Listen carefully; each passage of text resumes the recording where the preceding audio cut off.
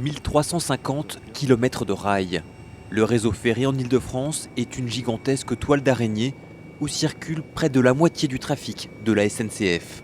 Des équipements souvent installés il y a 20 ou 30 ans et soumis à une forte usure.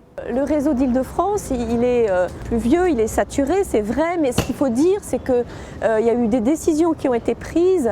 Les pouvoirs publics, que ce soit la région ou l'État, ont décidé d'investir et d'ailleurs on a beaucoup de travaux qui sont actuellement en cours. Cette année, ce sont 300 millions d'euros qui sont dépensés pour rénover le réseau francilien. Mais son efficacité est aussi fragilisée par un partage de compétences entre Réseau Ferré de France, propriétaire du rail, et la SNCF qui l'utilise. L'inconvénient, c'est que les décisions aujourd'hui sont éparpillées entre deux organismes, parfois plusieurs, et quand un train est en panne, il faut parfois plusieurs autorisations, c'est très long. Je pense qu'à l'avenir, il y a un projet porté par le ministre actuel des Transports qui va consister à réunir à nouveau en un seul pouvoir unique l'ensemble du chemin de fer français. Si le projet est retenu, ce nouvel opérateur ferroviaire pourrait voir le jour en 2013.